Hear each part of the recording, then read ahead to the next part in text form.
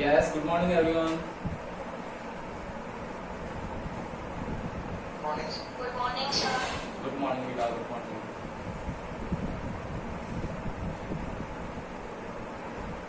हमारा चैप्टर चल रहा था करंट इलेक्ट्रिसिटी, है ना।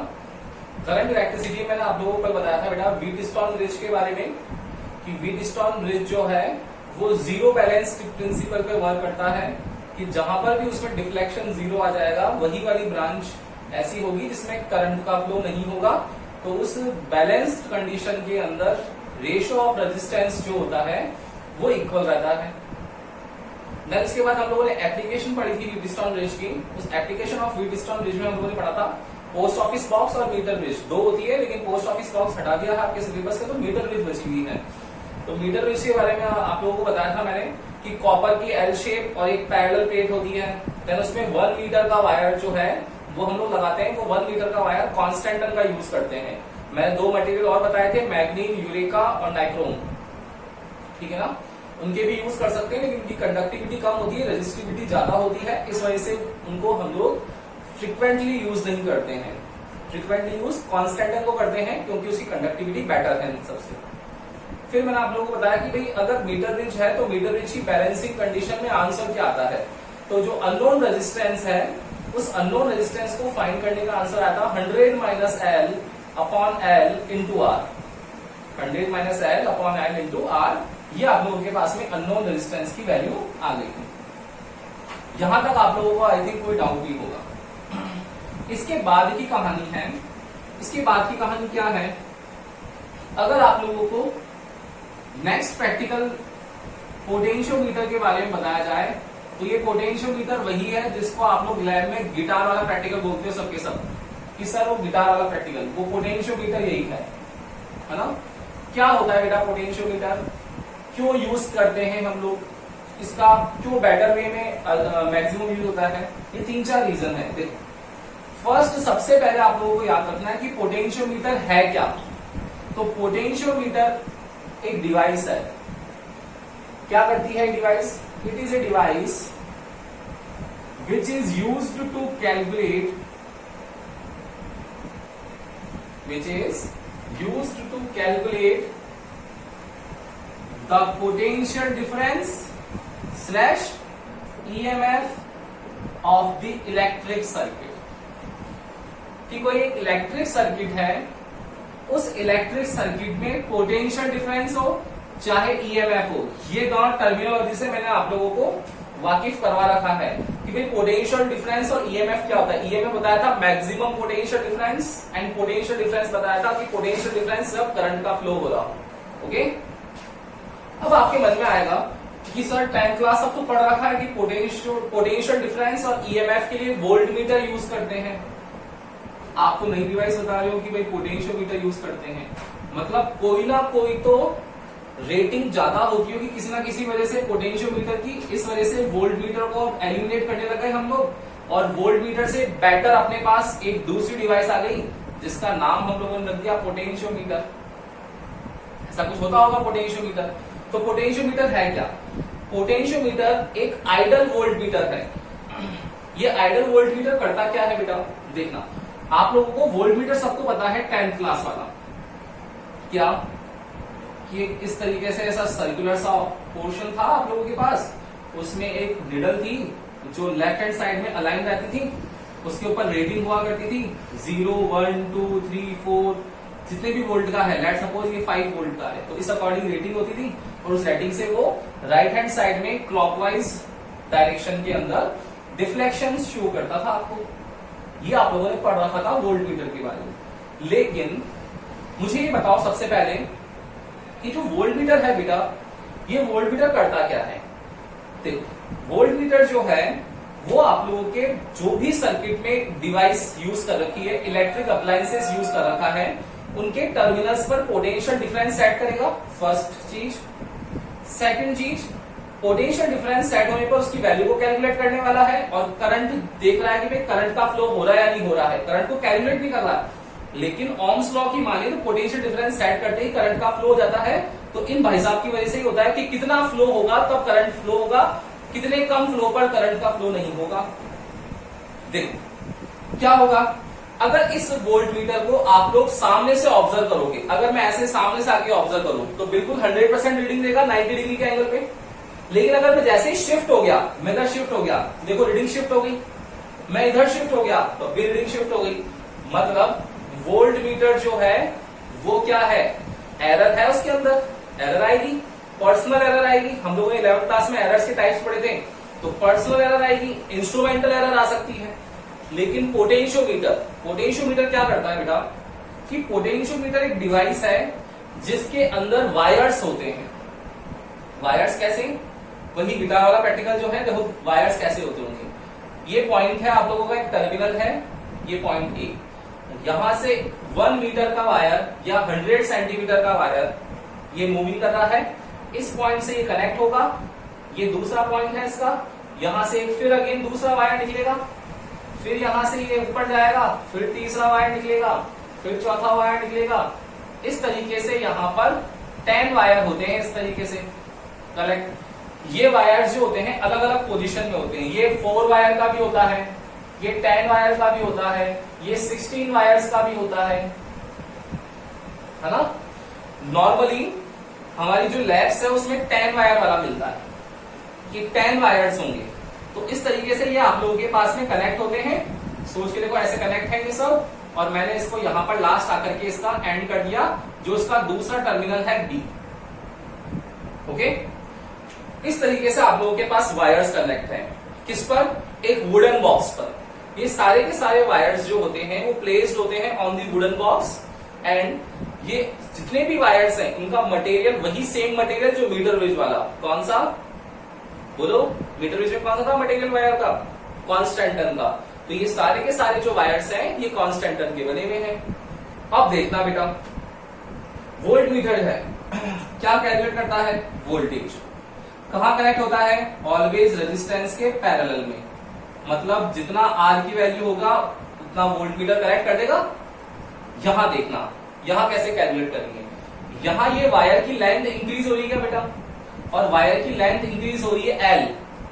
तो जब वायर की लेंथ इंक्रीज हो रही है तो लेंथ के अकॉर्डिंग क्या रेजिस्टेंस भी इंक्रीज हो रहा है, नहीं हो रहा है, आर प्रोपोर्शनल टू एल होता है। तो यहां पर क्या होगा, रेजिस्टेंस भी इंक्रीज होगा, और जैसे जैसे लेंथ में बढ़ते जाएंगे, देखो स्मॉलर लेंथ आएगी तो स्मॉलर रेजिस्टेंस होगा, और रेजिस्टेंस किस पे डिपेंड करता है, पोटेंशियल डिफरेंस पर। मतलब ये डिपेंडेंसी डायरेक्टली अगर मैं इस आर को यहां पर और लिख दूं तो क्या मैं वी लिख सकता हूं, क्या लिख सकते हैं ऐसा, कि अगर आप लोगों के पास में यहां पर लेंथ इंक्रीज होगी तो जैसे जैसे लेंथ इंक्रीज होती जाएगी वैसे वैसे उसका रेजिस्टेंस इंक्रीज होता जाएगा, वैसे वैसे आप लोगों के पास में पोटेंशियल डिफरेंस की वैल्यू आती जाएगी। दैट मीन्स पोटेंशियोमीटर का जो प्रिंसिपल होना चाहिए, वर्किंग प्रिंसिपल, वो वर्किंग प्रिंसिपल होना चाहिए V is directly proportional to L।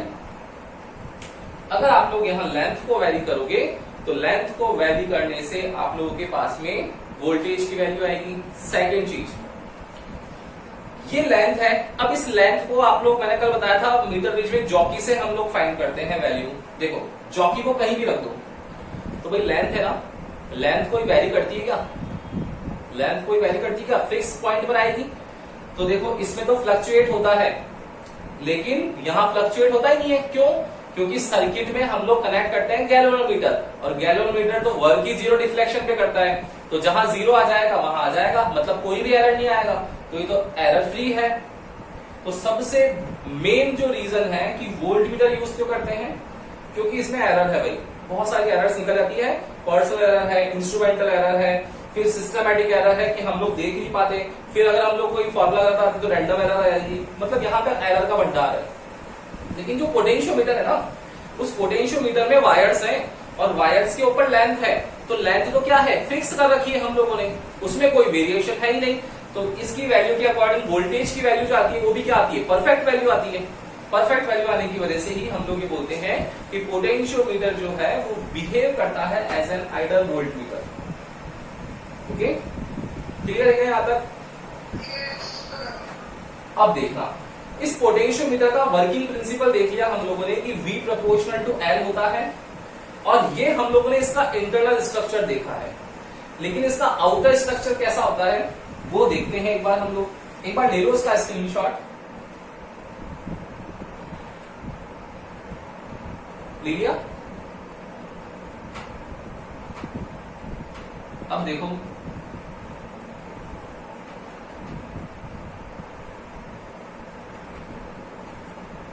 अब इसका पोटेंशियोमीटर का आउटर स्ट्रक्चर कैसा होता है वो देखना। आउटर स्ट्रक्चर में बेटा हम लोग एक सेल और बैटरी, आप लोगों को सबको पता है, कनेक्ट करते हैं हर बार।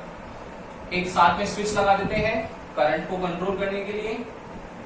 करंट को कंट्रोल करने के लिए एक डिवाइस भी यूज करते हैं जिसको आप लोग सब जानते हो, रियोस्टेट बोलते हैं, RH से डिनोट करते हैं।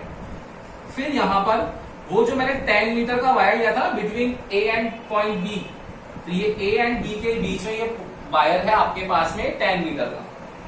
मैंने केवल एक सिंगल लाइन से ड्रॉ कर रखा है आउटर कंस्ट्रक्शन में, ठीक है ना। आप लोग चाहो तो यहाँ पर वो 10 वायर का वापस कनेक्ट कर सकते हो, लेकिन डायग्राम थोड़ा क्लमसी हो जाएगा, इस वजह से हम लोग यहाँ पर इसको इस तरीके से सिंगल वायर से यूज कर रखा है। और फिर क्या होगा, ये आकर के कनेक्ट हो जाएगा किससे, रियोस्टेट से, कि भाई जो रियोस्टेट है उससे हम लोग टच करेंगे डिफरेंट डिफरेंट पॉइंट्स पर, तो ये आप लोगों को डिफरेंट डिफरेंट रीडिंग देगा। ये आप लोगों के पास में इसका कनेक्शन हो गया। इस वजह से इसको यहाँ पर प्राइमरी सर्किट भी बोलते हैं। क्या बोलते हैं, प्राइमरी सर्किट। कि ये तो एक बेसिक सर्किट है जो आप लोगों को किसी भी डिवाइस के लिए पोटेंशियल डिफरेंस फाइंड करने के लिए, ईएमएफ कंपैरिजन के लिए, इंटरनल रेजिस्टेंस के लिए, टर्मिनल पोटेंशियल डिफरेंस के लिए, ईएमएफ के लिए, ये सारी चीजें हम लोग पढ़ के आए हुए ना। EMF, TPD, internal resistance, current, ये सब कुछ कैलकुलेट करने के लिए आप लोगों को उस पोटेंशियोमीटर का बेसिक प्राइमरी सर्किट तो कंस्ट्रक्ट करना ही पड़ेगा। ये कंस्ट्रक्शन है उसका आउटर स्ट्रक्चर। ओके, तो क्या क्या बता दिया मैंने आपको। इंटरनल स्ट्रक्चर बता दिया कि 10 वायर्स होते हैं, किसके बने हुए होते हैं, कॉन्स्टेंटन के। और कौन से मटेरियल यूज कर सकते हैं, नाइक्रोम, यूरेका एंड मैंगनीज। फिर सेकंड चीज उसका प्रिंसिपल क्या होता है, V proportional to L। Third चीज उसका आउटर कंस्ट्रक्शन कैसा होता है। क्लियर है क्या, कोई दिक्कत है इसमें किसी को, नहीं है। अब देखना, यहां पर वर्किंग प्रिंसिपल होता है V प्रोपोर्शनल टू L। अगर मैं यहां प्रोपोर्शनल साइन हटा दूं तो एक कांस्टेंट आ जाएगा बेटा, K आ जाएगा। इस K की वैल्यू क्या हो जाएगी, V बाई L। देखो आप लोगों का माइंड वर्क कर रहा है क्या प्रॉपर सबका। सेकंड चैप्टर कुछ याद आया क्या, आया। 11th क्लास याद आई क्या भाई। कोई भी एक वैल्यू जिसमें डिस्टेंस के साथ में, लेंथ क्या है, डिस्टेंस ही है, डिस्टेंस के साथ में वेरिएशन होता है, तो कोई भी फिजिकल क्वांटिटी जिसमें डिस्टेंस के साथ वेरिएशन होता है उसमें क्या वर्ड लगाते हैं, ग्रेडियंट, याद है। और उस क्वांटिटी का नाम लिख लेते हैं। मतलब ये जो K है वो क्या है, एक प्रोपोर्शनलिटी कांस्टेंट है जो पोटेंशियल ग्रेडियंट को शो कर रहा है। वेरी गुड, ये पोटेंशियल ग्रेडियंट को शो कर रहा है। और इस पोटेंशियल ग्रेडियंट की अगर हम लोग यूनिट निकालना चाहें तो यूनिट हो जाएगी पोटेंशियल ग्रेडियंट की, ये वोल्टेज है तो वोल्ट, लेंथ है तो मीटर, तो वोल्ट पर मीटर इस पोटेंशियल ग्रेडियंट की क्या हो जाएगी, यूनिट हो जाएगी। क्लियर है क्या, आया समझ में। अब देखना सेकंड चीज, कि एक तो मैंने आपको बता दिया कि भाई वोल्ट मीटर से बेटर क्या होता है पोटेंशियोमीटर। फर्स्ट क्वेश्चन आप लोगों से वाइवा में ये पूछा जाता है। सेकंड चीज आप लोगों से पूछी जाती है इसकी सेंसिटिविटी के बारे में बेटा, सेंसिटिविटी ऑफ पोटेंशियोमीटर। ये सेंसिटिविटी क्या होती है, सोचो ना, वही वाला सेंसिटिव है, मतलब हर एक पॉइंट पर वैल्यू दे देगा, होगा ही ना ऐसा। क्यों, क्योंकि देखो अगर मैं यहां पर लेंथ की जो वैल्यू है वो अगर 1 ले लूं तो for L equals to 1 K की वैल्यू क्या आएगी बेटा, V आएगी क्या। मतलब हर एक पॉइंट पर टोटल कितना है, 10 मीटर का है, मतलब 1000 सेंटीमीटर का है। और उस 1000 सेंटीमीटर के हर एक पॉइंट को अगर हम लोग 111 के पॉइंट में ब्रेक कर दें तो सोचो इस 1 पर इसकी वैल्यू कुछ अलग होगी, फिर इस नेक्स्ट 1 पर इसकी कुछ वैल्यू अलग होगी, फिर इस नेक्स्ट 1 पर अलग होगी। ऐसे 1000 टाइम्स करना है, 1000 सेंटीमीटर का वायर है, तो सोचो हर एक पॉइंट पर हम लोग पोटेंशियल डिफरेंस की वैल्यू को कैलकुलेट कर सकते हैं। हर एक पॉइंट पर पोटेंशियल डिफरेंस की वैल्यू को कैलकुलेट कर पा रहे हैं। दैट्स वाई पोटेंशियोमीटर जो होगा उसकी सेंसिटिविटी वोल्ट मीटर से हमेशा ज्यादा होती होगी। Is that clear? आया समझ में? आया क्या भी समझ में आ गया? यस और नो? क्लियर है? तो सेंसिटिविटी के बारे में भी ध्यान रखना, पोटेंशियल ग्रेडियंट के बारे में भी ध्यान रखना। अब है इसकी नेक्स्ट एप्लीकेशंस। तो अब हम लोग एप्लीकेशन से मूव करेंगे। ये सारी चीजें आप लोगों को लैंग्वेज की फॉर्म में होगी। ये मैंने आप लोगों को नोट्स सेंड कर दिए हैं, उस नोट्स में देखो आप लोग और डिफाइंस लिखना वही हैंड टू हैंड, ताकि आप लोगों के प्रैक्टिकल के टॉपिक्स भी रेडी हो जाएं। मैं आप लोगों को क्यों पढ़ा रहा हूँ उसका रीजन आप लोगों को क्लियर कर दिया था मैंने पहले ही, है ना, कि स्कूल रीओपन तो होगी, तब आप लोगों के लिए उस कम टाइम के अंदर हम लोगों की प्रोडक्टिविटी बेटर हो जाएगी, क्योंकि पहले से पढ़ा हुआ होगा। अदरवाइज उस टाइम कम रहेगा तो आप लोगों को दिक्कत होगी। क्या क्या करोगे, क्योंकि तीनों प्रैक्टिकल्स आएंगे, फिजिक्स का भी आएगा, केमिस्ट्री भी और बायो भी जिनके हैं, और नहीं तो फिर फिजिकल एजुकेशन का। तो इतने सारे प्रैक्टिकल्स में आपको सबको अपनी प्रोजेक्ट फाइल बनानी पड़ेगी, तो बहुत सारा होगा, इसलिए थोड़ा सा अभी कर रहे हैं हम लोग। हाँ बोलो। मैं वही तो, लेकिन एक बार स्कूल तो रीओपन होना बेटा, कैसे पहुंचाऊं सबके पास?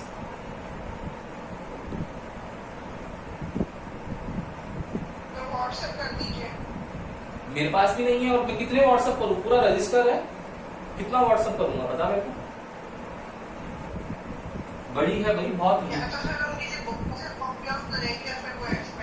नहीं, कोई दिक्कत नहीं है, आप लोग इतना वरीड मत हो, मैं आप लोगों को सब पहले करवा दूंगा, मस्त रहो, कोई भी लोड नहीं आएगा आप लोगों के ऊपर। बस मैं कह रहा हूँ ऐसे ऐसे करते जाओ, थोड़ा सा कोई लोड नहीं आएगा, मस्त रहो। अभी बस ये पीएम ये पढ़ते जाओ। देखो, तो पोटेंशियोमीटर के बाद है इस बेटा इसकी नेक्स्ट एप्लीकेशन ऑफ पोटेंशियोमीटर। ये एप्लीकेशन ऑफ पोटेंशियोमीटर है ना, ये टोटल 5 to 6 एप्लीकेशंस है। कौन कौन सी है? स्केलिंग ऑफ एमीटर है, स्केलिंग ऑफ वोल्ट मीटर है, conversion of volt meter to ammeter है। ये सारी स्केलिंग बहुत सारी एप्लीकेशंस होती है। ये सब आरबीएससी के सिलेबस में है। आप लोगों के सीबीएसई वाले सिलेबस में तो केवल 2 ही एप्लीकेशन मेंशन कर रखी है उसने। कौन कौन सी? फर्स्ट कर रखी है उसने कंपैरिजन ऑफ, ये कंपैरिजन किसका है? ईएमएफ कंपैरिजन है ना। तो EMF comparison of 2 electric cell, 2 electric cell. ये ईएमएफ कंपैरिजन है 2 इलेक्ट्रिक सेल का, फर्स्ट एप्लीकेशन। सेकंड एप्लीकेशन है इसकी value of internal resistance, value of internal resistance. केवल ये 2 एप्लीकेशन आप लोगों के सिलेबस में है। मैं कंपैरिजन में आप लोगों को डायग्राम बता रहा हूं, उसका डायग्राम इजी है लेकिन थोड़ा सा कंफ्यूज हो जाते हो आप लोग, इस वजह से दोनों को कंपेयर करके बता देता हूं आपको। देखना, ईएमएफ कंपेयर करना है। अरे भाई ईएमएफ किसका होता है? इलेक्ट्रिक सेल का होता है, मतलब 2 सेल को आप लोगों को क्या करना पड़ेगा? कंपेयर करना पड़ेगा। तो कौन कौन से 2 सेल होंगे बेटा, ये ध्यान रखना। ये प्रैक्टिकल का बता रहा हूं। देखो अगेन 2 सेल होते हैं, उसमें से एक सेल होता है लैक्लांशी सेल।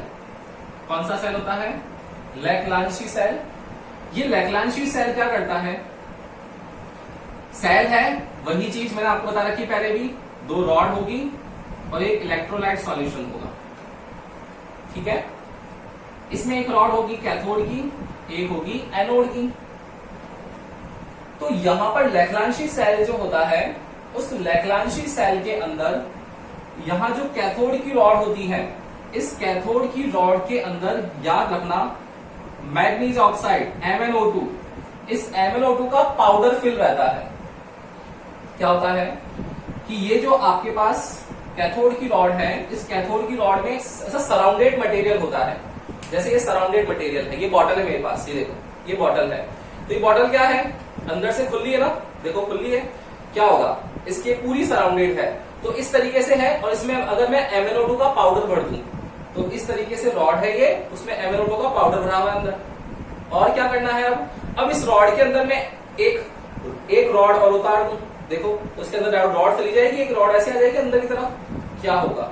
यही कॉम्बिनेशन है यहां पर भी, क्या कि जो MnO2 है इसके बीच में एक रॉड है, वो रॉड होती है कार्बन रॉड। ये कार्बन रॉड बिहेव करती है as a negative terminal, and जो दूसरी रॉड होती है, इस दूसरी रॉड को बोलते हैं यहां पर पॉजिटिव रॉड एनोड, जो बनी हुई होती है जिंक की। ओके, तो लैग्रांजी सेल का इंटरनल कंस्ट्रक्शन कैसा होता है कि भाई एक रॉड होती है, उस रॉड के अंदर वाला जो पाउडर है वो आप लोगों का किसका है? MnO2 का फिल है, और उस MnO2 के बाद में एक रॉड और अंदर लगा रखी है ब्लैक कलर की, वो होती है कार्बन रॉड, जो बिहेव करती है एज ए नेगेटिव। उस कार्बन रॉड को चारों तरफ से MnO2 के पाउडर से सराउंडेड कर रखा है। दूसरी रॉड है कौन सी? Zinc rod. ये तो रॉड्स के बारे में हो गया। अब इलेक्ट्रोलाइट सॉल्यूशन, तो इलेक्ट्रोलाइट सॉल्यूशन जो होता है ये होता है NH4Cl, अमोनियम क्लोराइड। इस NH4Cl का यहां पर आप लोगों के पास इलेक्ट्रोलाइट सॉल्यूशन होता है। जैसे ही हम लोग इन दोनों टर्मिनल्स को कनेक्ट करते हैं और पोटेंशियल डिफरेंस की वैल्यू काउंट करते हैं, तो लैग्रांजी सेल का EMF जो आता है मैक्सिमम पोटेंशियल, EMF मतलब क्या है? Maximum potential. ये कितना आता है? ये आता है 1.5 वोल्ट। 1.5 वोल्ट मतलब लैग्रांजी सेल का कंस्ट्रक्शन पता हो गया आप लोगों को कि क्या करेंगे भाई? NH4Cl लेंगे। NH4Cl जो है वो सॉलिड फेज में रहता है, तो इसको वाटर मिला करके क्या कर लेंगे? एक लिक्विड मटेरियल बना लेंगे, लिक्विड सा, और लिक्विड जो होगा वो इलेक्ट्रोलाइट सॉल्यूशन होगा। उस लिक्विड सॉल्यूशन में 2 रॉड लगाएंगे। एक रॉड जो होगी उसमें कार्बन रॉड सराउंडेड होगी MnO2 से, दूसरी रॉड होगी जिंक रॉड। पॉजिटिव नेगेटिव जैसे बिहेव करेंगे, जैसे EMF फाइंड करेंगे तो 1.5 वोल्ट आ जाएगा। आया समझ में लैग्रांजी सेल कैसा होता होगा? दूसरी चीज, ये लैब में आप लोगों को खुद को कंस्ट्रक्ट करना पड़ता है भाई। दूसरी चीज, डैनियल सेल। ये डैनियल सेल कैसा होता होगा? फिर वही सेल है तो कॉमन सेंस है अपना कि सेल होगा तो एक वही कैथोड, एक एनोड। ये देखो इस तरीके से क्या होता होगा बेटा? तो ये जो बाहर का वेसल है ना, ये वेसल खुद ही एक आप लोगों के पास में कॉपर का बना हुआ होता है। ये जो बाहर का वेसल है ना, ये खुद कॉपर वेसल होता है। कैसा होता है? कॉपर का बना हुआ होगा, और कॉपर का है इसलिए यहां पर ये बिहेव करता है as a positive. As a positive मतलब इसमें पॉजिटिव रॉड नहीं होती है, इसमें खुद ये वेसल जो है ये पॉजिटिव की तरह बिहेव करता है। यहां पर पॉजिटिव वायर होता है, इसको कनेक्ट कर दो पॉजिटिव से बाहर की तरफ ही। तो अंदर क्या रहेगा? अंदर एक रहता है यहां पर ऐसा बना हुआ सा, इसको बोलते हैं पोरस पोर्ट। क्या बोलते हैं? Porous pot. इस पोरस पोर्ट के अंदर हम लोग लिक्विड भरते हैं। क्यों? क्योंकि अगर आप लोगों को बोला जाए कि स्विमिंग पूल है, पानी नहीं है, तैरना है, तैर पाओगे क्या? पानी होगा तभी तैर पाओगे ना, सीधी सी बात है। तो आयंस का एक्सचेंज होगा सॉलिड सरफेस से थोड़ी हो सकता है, आयंस का एक्सचेंज लिक्विड सरफेस से होगा, तो लिक्विड एक्सचेंज होगा। तो यहां पर हम लोगों ने ले रखा है ये डाइल्यूट H2SO4। क्या करते हैं? डाइल्यूट H2SO4 भर देते हैं किसके अंदर? उस कंटेनर के अंदर, और एक रॉड लगा देते हैं ऐसे। ये रॉड लगा दी, ठीक है। और ये जो बाहर सॉल्यूशन होता है, ये बाहर सॉल्यूशन होता है, इसको बोलते हैं ब्लू विट्रॉल। जानते हो क्या ब्लू विट्रॉल? सब जने केमिस्ट्री पढ़ते होंगे। ब्लू विट्रॉल नहीं जानते हो? ब्लू विट्रॉल होता है बेटा, ब्लू विट्रॉल। हाँ, ब्लू विट्रॉल बोलते हैं इसको, कॉपर सल्फेट। और उस कॉपर सल्फेट में जितनी भी क्वांटिटी है उसके 5 टाइम्स उसमें वाटर को ऐड करना है आपको। तो इस कॉपर सल्फेट में हम लोग 5 टाइम्स, जैसे ही कॉपर सल्फेट में 5 टाइम्स वाटर ऐड करते हैं, तो ये बाहर का कॉपर वेसल जो है वो एक बिहेव करता है एज ए पॉजिटिव। अंदर वाली जो रॉड है वो बिहेव करती है carbon rod as a negative, और उसके अंदर पोरस पोर्ट है। ये पोरस पोर्ट जो होगा, ये पोरस पोर्ट के अंदर हम लोगों ने डाइल्यूट H2SO4 का सॉल्यूशन फिल कर रखा है, ठीक है ना। अब वही पॉजिटिव होगा, नेगेटिव होगा, कनेक्ट करेंगे तो EMF आएगा। तो डैनियल सेल का जो EMF होता है वो होता है 1.08 वोल्ट। देखो लैग्रांजी सेल का ज्यादा है 1.50, उसका 1.08 वोल्ट ही है। तो लैग्रांजी सेल बेटर है कंपेयर टू डैनियल सेल। देखो दो सेल हो गए, अब इन दोनों सेलों को सर्किट में कनेक्ट कर दो और सोचो इनका ईएमएफ और कंपैरिजन करवा रहा है। तो पहले सेल तो पढ़े हम लोगों ने, तो हम लोगों ने सेल पढ़ ली कि भाई लैग्रांजी सेल और डैनियल सेल होता कैसा है, देख लिया हम लोगों ने। अब इनके क्या करने हैं, हमको ईएमएफ कंपैरिजन करना है। इन दोनों का ईएमएफ कंपैरिजन कैसे करेंगे, तो एक बार इसका ले लो बेटा स्क्रीनशॉट, फिर वापस उसी टॉपिक पे चलते हैं कि ईएमएफ कंपैरिजन कैसे कर सकते हैं इसका।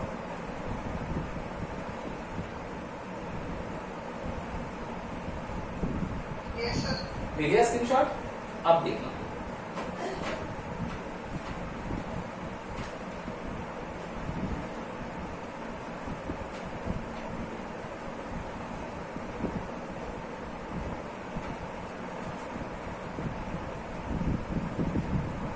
देखो प्राइमरी सर्किट ड्रॉ करेंगे हम लोग। ये प्राइमरी सर्किट ड्रॉ कर लिया, प्लस माइनस एक स्विच और एक रियोस्टेट। इससे वही वायर, ये वायर कनेक्ट कर लिया हम लोगों ने, ये रियोस्टेट, ये स्विच, ये आप लोगों का पोटेंशियल डिफरेंस के लिए। ये हमारा ए और बी वायर हो गया, ए और बी, ये वायर 10 मीटर का हो गया। इसको बोलते हैं क्या, प्राइमरी सर्किट। अब इसके बाद सेकेंडरी सर्किट में क्या करा, उस वायर से ही हम लोगों ने उसके पॉजिटिव टर्मिनल से, ए क्या है इसका प्लस है, बी क्या है इसका माइनस है, तो इस ए के पॉजिटिव पॉइंट से हम लोगों ने जो हमारा लैग्रांजी सेल था उसका पॉजिटिव रॉड और उसका दूसरा नेगेटिव रॉड ये रहा। उसी के पॉजिटिव से डैनियल का भी पॉजिटिव, मैंने बताया था आपको positive positive negative negative connect करते हैं, उसी का पॉजिटिव नेगेटिव ले लिया। और यहां पर मैंने एक 2 वे स्विच लगा दिया, ये 2 वे स्विच लगा दिया, ये फर्स्ट सेकंड और थर्ड, इसके बीच में पॉइंट है ये। ओके, अब इस फर्स्ट सेकंड थर्ड पॉइंट के बीच में क्या करेंगे हम लोग कि जो फर्स्ट और थर्ड तो कनेक्ट हो गया नेगेटिव से, सेकंड खाली बच गया। इस सेकंड में हम लोग एक गैलोमीटर कनेक्ट कर देंगे और गैलोमीटर से क्या कनेक्ट करेंगे, चौकी से हम लोग क्या करेंगे, पॉइंटर। ये पॉइंटर जो होगा वो इस पोटेंशियोमीटर के ए बी वायर जो है उस पर डिफरेंट लेंथ कैलकुलेट करेगा। तो ये हमारा कौन सा सेल हुआ, E1 लैग्रांजी, E2 कौन सा हो गया, डैनियल सेल। ठीक है, तो कंपैरिजन कर रहे हैं हम लोग ईएमएफ का, देखना। तो क्या क्या लिख लेंगे हम लोग इसके अंदर, क्या क्या लिखेंगे कि जो E1 है वो हमारा लैग्रांजी सेल है, उसका ईएमएफ होता है 1.5 वोल्ट। E2 हमारा कौन सा सेल है, डैनियल सेल है, इसका ईएमएफ होता है 1.08 वोल्ट। और हम लोगों ने पढ़ रखा है कि potential difference V proportional to L होता है प्रिंसिपल इसका, मतलब लैग्रांजी सेल का ईएमएफ ज्यादा है तो उसके लिए लेंथ ज्यादा आएगी, और डैनियल सेल के लिए ईएमएफ कम है तो उसकी लेंथ कम आएगी। मतलब जैसे ही गैलोमीटर से जॉकी को कनेक्ट करेंगे तो जो L1 लेंथ आएगी कहीं ना कहीं क्या होगा, वही देखो मीटर बीच वाला कॉन्सेप्ट कि गैलोमीटर है, जॉकी कनेक्ट है, इस ए बी वायर पर हम लोग डिफरेंट वायर से 1 to 10 तक, उन 1 to 10 पर हर एक वायर पर रख के चेक करते जाएंगे। तो चेक करने पर एक ऐसा पॉइंट आएगा जहां गैलोमीटर में 0 डिफ्लेक्शन शो हो जाए, वही हमारी बैलेंसिंग लेंथ होगी। लेट सपोज वो बैलेंसिंग लेंथ है L1।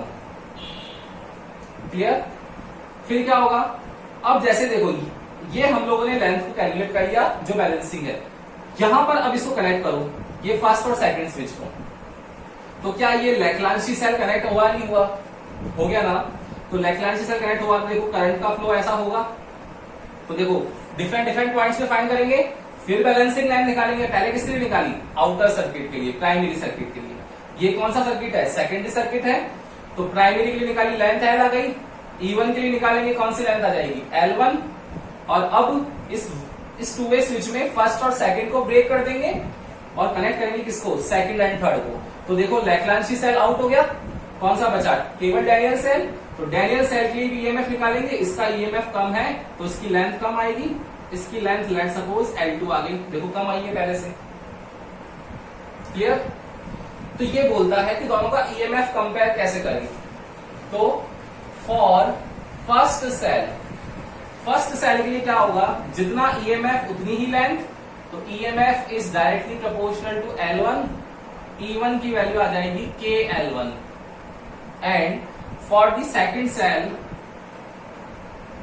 For second cell EMF कितना आएगा, E2 equals to E2 proportional हो जाएगा किसके, L2 के। तो इस E2 की वैल्यू कितनी आएगी, KL2 आ जाएगी, KL2। तो देखो दोनों को कंपेयर करना है, कंपेयर करोगे तो क्या होगा, therefore E1 upon E2 equals to KL1 upon KL2, K से K कट जाएगा, मतलब दोनों ईएमएफ के बीच में कंपैरिजन आ जाएगा, E1 upon E2 equals to L1 upon L2। यह आप लोगों के पास में क्या आ गया, वैल्यू आ गई, कंपेयर कर लिया कि भाई दोनों ईएमएफ को कंपेयर करना है, तो आप लोग लेंथ निकाल लो, उन लेंथ को कंपेयर कर लो, ऑटोमेटिकली आप लोगों के पास में ईएमएफ की वैल्यू भी आ जाएगी। ठीक है ना, कर लोगे। अब देखो दूसरा है वैल्यू ऑफ इंटरनल रेजिस्टेंस। क्या होगी बेटा इंटरनल रेजिस्टेंस की, वही देखो प्राइमरी सर्किट तो वही होगा सेम, ये रियोस्टेट, ये स्विच। अब इसके सेकेंडरी सर्किट में देखो ये पॉइंट ए और बी है, इसके सेकेंडरी सर्किट में हम लोग क्या करेंगे, वही एक लैग्रांजी सेल कनेक्ट करेंगे, फिर E1, इस E1 के साथ पैरेलल में हम लोग क्या लगाएंगे, एक रेजिस्टेंस बॉक्स लगा दे, और इस रेजिस्टेंस बॉक्स के साथ में एक स्विच लगा देते हैं और इसको पैरेलल में कनेक्ट कर दिया, और दूसरा पॉइंट गैल्वेनोमीटर से, फिर जॉकी, फिर यही लेंथ, सेम कहानी। फिर क्या करेंगे, फिर वही कि हम लोग बैलेंसिंग लाइन निकालेंगे किसके लिए, इस प्राइमरी सर्किट के पोटेंशियल डिफरेंस के लिए, जैसे यहां किया था पहले बैलेंसिंग लाइन, फर्स्ट प्राइमरी निकालेंगे, फिर लैग्रांजी की, फिर डैनियल की। यहां पर एक ही सेल है तो क्या करेंगे, इस सेल का इंटरनल रेजिस्टेंस फाइंड करना है हमको, तो जैसे बैलेंस लाइन निकालेंगे वो बैलेंस लाइन आ जाएगी कितनी, L1, फिर E1 के लिए निकालेंगे, फिर वो बैलेंसिंग लाइन आ जाएगी, वो आ गया हम लोगों ने मान लिया L2। ओके, वही सेम कहानी है। तो अब ये बोलता है कि भाई इंटरनल रेजिस्टेंस निकालो, तो इक्वेशन क्या होती है, V equals to E minus IR। तो IR की वैल्यू कितनी आ जाएगी, E माइनस V आ जाएगी, तो R कितना आ जाएगा, E minus V upon I कितना आता है, V बाई आर। मैं इसको लिख दूं क्या, V बाई आर, क्यों, क्योंकि मैंने रेजिस्टेंस बॉक्स ले रखा है, उसमें से वैल्यू निकालेंगे। लिख लो, देखो क्या होगा, फर्स्ट सेल के लिए जब यहां पर V होगा और ये E1 होगा, तो जैसे ही हम लोग लेंथ लेंगे तो E1 प्रोपोर्शनल है L1 के, E1 आ गया KL1, एंड पोटेंशियल डिफरेंस निकालेंगे जैसे ही स्विच लगाएंगे तो कितना होगा, V प्रोपोर्शनल होगा L2 के, तो V इक्वल्स टू क्या आएगा, KL2। वैल्यू रख ले हम लोग यहाँ पर, R इक्वल्स टू E की वैल्यू KL1, V की value KL2 upon KL2 into R। इस K को कैंसिल कर लेंगे, कर देंगे हम लोग, तो क्या बच जाएगा, L1 minus L2 upon L2 into R। Internal resistance find कर लेंगे इस फॉर्मूले से। तो देखो पोटेंशियोमीटर की जो एप्लीकेशंस है उसमें फर्स्ट है ईएमएफ कंपैरिजन, दोनों की लेंथ को कंपेयर कर लो। फिर है इंटरनल रेजिस्टेंस का कंपैरिजन, इंटरनल रेजिस्टेंस में वैल्यू आ जाएगी L1 minus L2 upon L2 into R। Length वही उसी तरीके से फाइंड करनी है आपको। Metre range, EMF comparison, internal resistance, same तरीके से लेंथ को फाइंड करते हैं कि जॉकी के डिफरेंट जॉकी को जो जॉकी का पॉइंटर है उसको डिफरेंट पॉइंट्स पे रखो, लेंथ पे आपके पास वैल्यू आती जाएगी। गैल्वेनोमीटर में जहां भी जीरो डिफ्लेक्शन आए वही आपका लेंथ होगा। कर लोगे क्या, ले लो उसका स्क्रीनशॉट।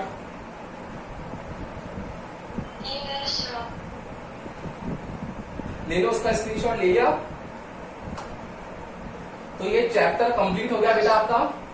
बड़ा टॉपिक था पोटेंशियोमीटर। वोल्ट मीटर से बेटर क्यों है पोटेंशियोमीटर, पोटेंशियोमीटर की सेंसिटिविटी, उसका वर्किंग प्रिंसिपल, कंस्ट्रक्शन, 5 चीजें स्टार्टिंग की। सेकंड चीज, फिर एप्लीकेशन में फर्स्ट चीज कंपैरिजन ईएमएफ का और इंटरनल रेजिस्टेंस। पूरा वीडियो देखना आप लोग, जहां भी डाउट आए कल आके पूछना। इसके बाद हम लोग फिर कल से नेक्स्ट चैप्टर स्टार्ट करेंगे आप लोगों का moving charge and magnetism, chapter number 4। Electric circuit complete हो गया, इलेक्ट्रिसिटी वाला पूरा पोर्शन। अब हम लोग कल से मैग्नेटिक वाले पे आ जाएंगे। ओके, तो जो भी डाउट हो पूछ लेना, अदरवाइज हम लोग चैप्टर स्टार्ट करेंगे। Okay, good day.